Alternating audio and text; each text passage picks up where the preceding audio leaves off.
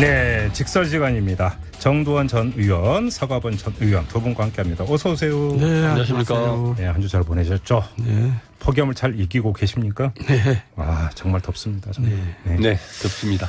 자, 오늘 자유한국당으로 좀 가야 되는데요. 신보수주의 가치의 깃발을 높이 들겠다. 자유한국당 혁신위원회가 이렇게 선언을 하면서 오늘 혁신선언문을 발표를 했는데 읽어들 보셨죠? 네. 한 문장으로 정리한다면 정두원 전 의원님 어떻게 평가해 주시겠습니까? 무엇을 어떻게 하겠다는 건지 잘 모르겠던데요. 그래요? 이건 그러니까 주어가 빠진 게 아니라 서술어가 빠진 겁니까 그러면? 아니, 그러니까 이제 우리 같은 사람 입장에서는 늘 보던 문장들이고 또 한나라당, 새누리당 그 당원 당규 전문에 보면 다 있는 얘기입니다. 아, 그런가요? 그리고 이제 일반 사람들이 이렇게 들으면 무슨 소리인지 모르겠다. 뭐 현학적이고 뭐 뭘 하겠다는 게 분명하지가 않아요. 아, 위원장께서 교수시라 그랬나? 서가번 전 의원님은 어떻게 읽으셨어요? 이거는 국민이 지금 자유한국당이 어떻게 변해야 되고 어떻게 갔으면 좋겠다 뭐 이런 바람이 조금이라도 있을 거 아닙니까? 네. 일체 무시하고 우리는 우리 길을 가겠다. 말 그대로 민심 거부 혁신 선언이고 국민 무시 혁신 선언이다. 이렇게밖에 보이지를 않아요.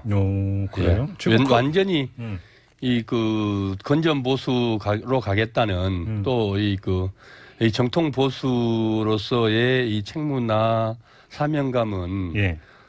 애시당초 없고 그냥 말 그대로 마지막 테러조차도 끊어버리고 완전히 배수진을 친 혁신 선언 아닌가. 그러니까 그 말씀을 이어서 제가 질문을 드리면 혁신이라고 하는 것은 뭔가 잘못됐으니까 성립되는 게 혁신이라는 단어잖아요. 그렇죠. 그렇죠. 이게 잘못됐다라고 하는 반성 내지 성찰로부터 시작이 되는 게 혁신인데. 말씀 그대로죠. 혁신이라는 게 이제 뭔가 기존에 우리가 하고 있던 것들이 부족하고 잘못됐다. 그래서 어떻게 좀 고쳐보자. 그러면 말씀하신 대로 이 반성을 하고 성찰을 하고 그러면서 원하는 것들이 뭘고 앞으로 이렇게 하겠습니다라는 다짐으로 가는 거죠. 그렇죠. 그런 것들이 국민 다수의 뜻을 모아서 그런 선언들을 하는 건데. 아니 이제 그런 똘똘 뭉쳐가지고 이게 진짜 우리끼리만 가겠다 이런 거 아닌가? 반성이 싶어요. 있긴 있어요. 근데 그것도 그냥 추상적이고 우리가 다 알잖아요. 거의 권위주의 권력자한테 줄을 서가지고 그냥 거수기 노릇했던 그런 구체적인 거를 반성을 하지 않고 두리뭉실 그냥 넘어갔더라고. 그럼 더 구체적으로. 자, 그럼 반성의 핵심 중에 핵심은 박근혜 전 대통령에 대한 언급 이 내용이 있느냐 없느냐가 될 것 같은데 일절 없다면서요? 뭐 탄핵 얘기는 뭐 잠깐 한 단어 나와요. 근데 어쨌든 박근혜 대통령을 어떻게 할 것이냐. 이거에 대해서는 오히려 이제 거꾸로 가고 있잖아요. 유석춘 위원장이. 그러니까 이제 차마 그 얘기는 담을 수가 없었는지 빼버렸더라고요. 그 얘기 나온 김에 박근혜 전 대통령의 당적 정리 문제 이 이야기도 계속 나오던데 왜 이렇게 시간을 끄는 걸까요? 서가번 전 의원님. 실제로 이 친박 눈치 보고 있는 거 아닙니까? 그다음에 또 태극기 세력 겁난 그거고 그 사람들마저 등 돌려버리면 저 당이 무슨 존재가 어디 누가 저 당을 지지를 해서 자유한국당을 지지를 하겠습니까? 지금 뭐 다른 아무런 이유도 논거도 근거 없죠. 그냥 눈치 보고 있는 거죠. 친박과 친박 국회의원들, 그다음에 태극기 집회에 나온 사람들, 그 세력들. 그러면 그건 혁신이 아니라 버티기잖아요. 버티기죠. 마지막 지지 세력. 몽진입니다. 몽진 제가 보기에는.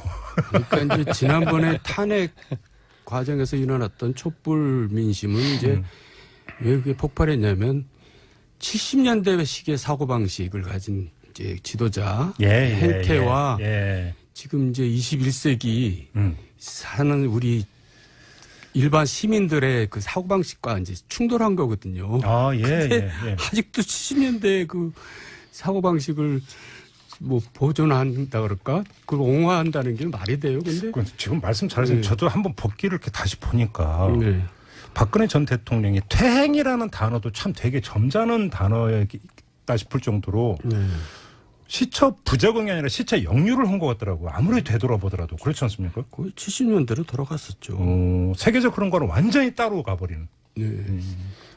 70년대 좀 더 구체적으로 얘기하면 박정희 대통령의 그 청와대 유신. 예, 영부인 대행할 때에 유신 정권에서 그 영부인 대행할 때에 그 대한민국의 대통령상을 그대로 갖고 있는 거죠. 그러니까 좀 거기에 머물러 있는 거죠. 정신 지체 현상입니까? 그러니까 딱 그 시점에 딱 멈춰버린. 그리고 우리나라는 착각을 이제 많이 하는 게 예. 박정희가 보수라고 생각을 하는 거예요. 근데 박정희는 독재일 뿐이죠. 독재가 어떻게 보수입니까? 박정희는 독재가 그래서 참 보수가 아니다. 그래서 독재 저항했던 김영삼, 김대중 이런 분들이 뭐라 그랬냐면 우리 정통 보수 야당은 끝까지 민주주의를 위해서 투쟁하겠다 이랬어요. 그러니까 독재에서 싸우기 위해서 보수였던 겁니다. 그 사람들이. 자유민주주의가 보수거든요. 그런데 우리나라 사람들은 박정희가 보수라고 착각을 하고 있어요. 절대 아니죠. 그거 독재였어요. 그러니까 아직도 이 사람들은 지금 박정희가 보수라고 생각하는 사람들이에요.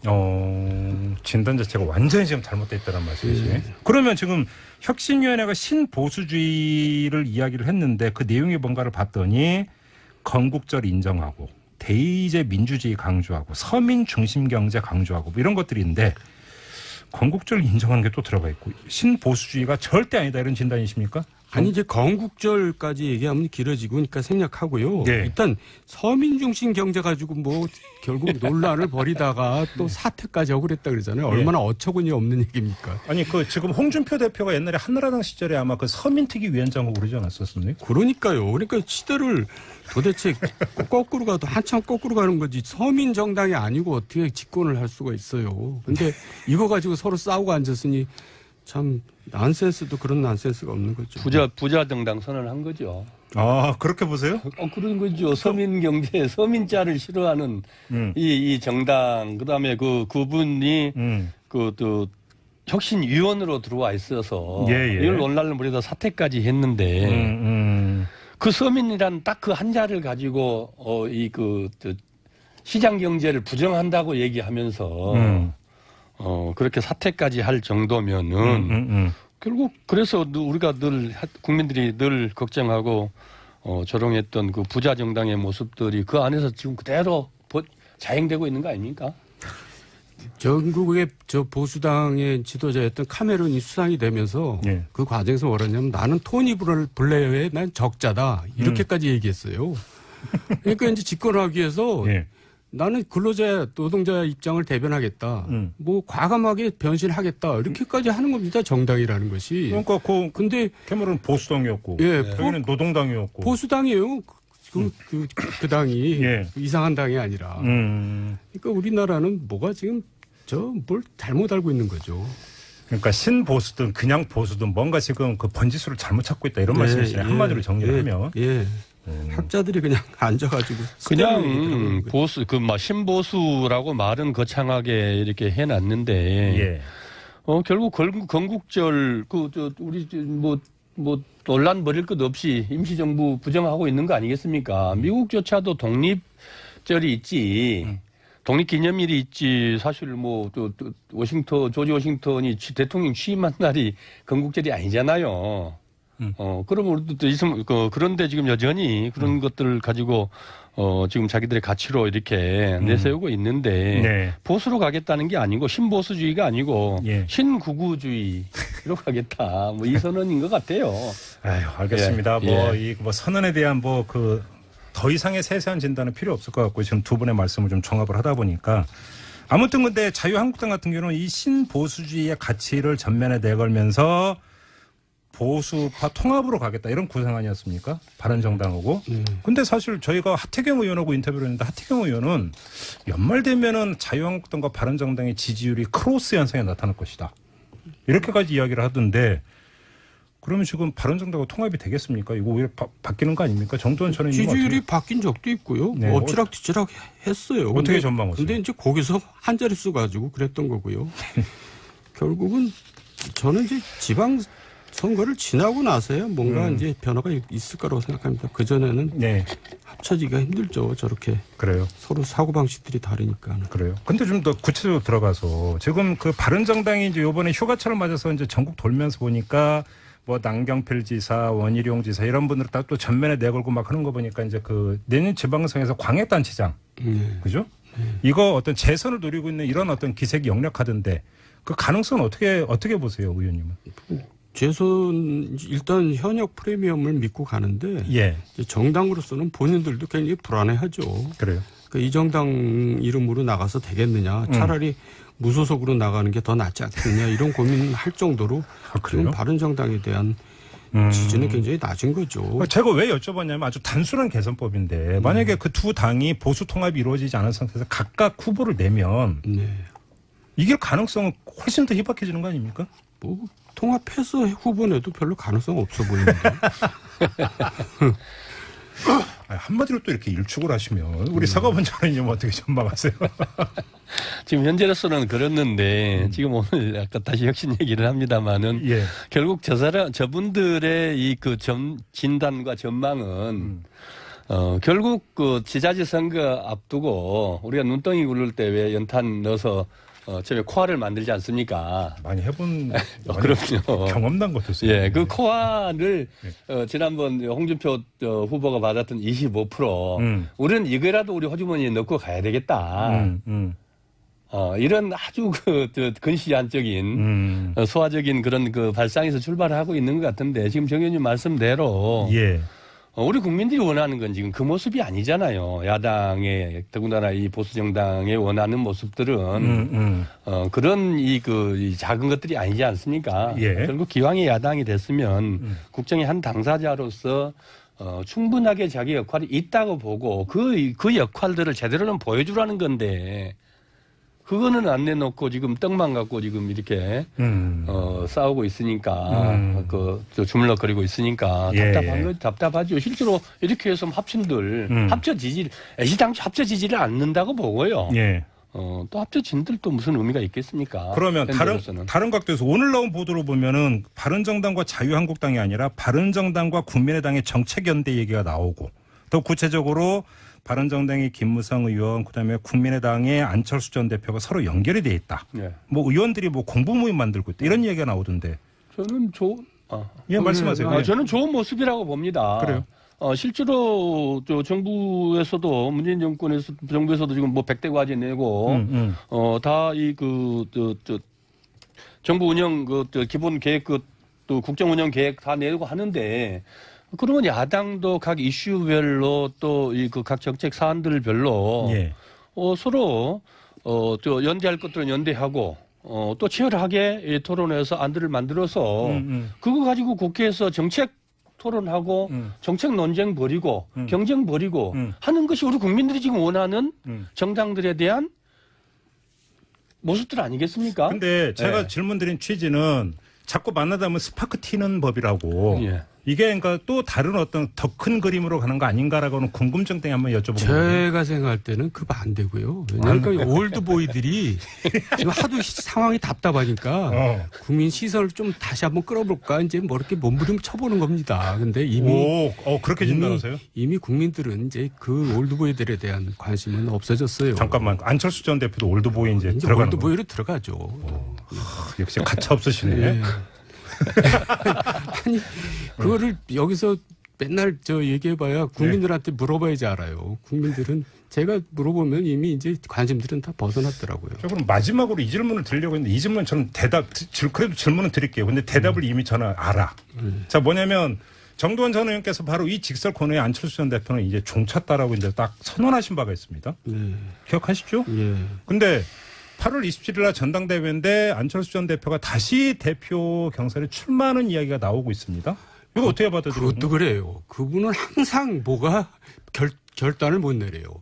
뭐가 질질 끌다가 안 그래 본 적이 없어요. 그 정치 지도자가 그래서 되겠어요. 상황에 이끌려 다니고 있다. 가면 가고 아니면 아닌 거지. 맨날 뭐 자고 우면하면서.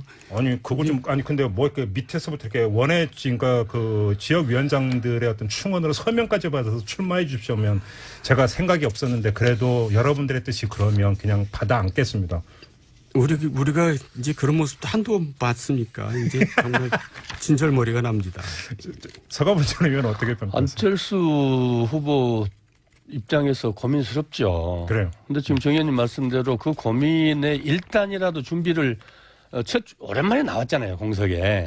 사과하러 나왔지만은 그러면 어떤 질문이 나올 거라는 건 충분히 예측이 했는데 준비를 어느 정도라도 했으면 지금 정 의원님처럼 이런 말씀 안 드렸을 거라 생각을 드는데 네. 어쨌든 고민은 고민일 거라고 봅니다. 박지원 대표는 출마 안 할 거라고 그러더라고요. 근데 방송에 나와서 거의 단언을 단언을 했는데 근데 제가 들어보니까 박 대표를 지금 안철수 후보가 신뢰를 옛날 같이 안 타는 거예요.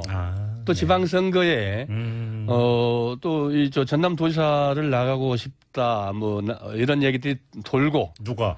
박지원 전 대표가 전남지사 출마 그렇죠. 그래서 있다? 또 이제 천정배 대표와 은근히 좀 이렇게 또 이렇게 가까이 지낸다는 얘기도 있고 그런저런 호남에서의 정치적 구도 판을 짜는데 그러면은 또 이제 안철수 대표 입장에서는 또 좀 결도 다르고 생각 다를 수밖에 없잖아요. 그런 그 안에서도 여러 가지 지금 뭐 이 모색들이 있고 그런 가운데 안철수 대표의 의사와는 무관하게 지금 계속 이것 왔다 갔다 이런 논란이 있고 그러면서 안철수 대표는 역학구도가 있는 거군요. 그렇죠. 고민이 그래서 또 더 많겠죠. 그 서가번 전 의원은 지역구가 전남 순천 아닙니까? 예, 그렇습니다. 박지원 전 대표가 전남 도지사로 출마를 한다면 당선 가능성은 어떻게 보세요? 지금 국민의당 호남 지지도가 한 10% 정도 되더라고요.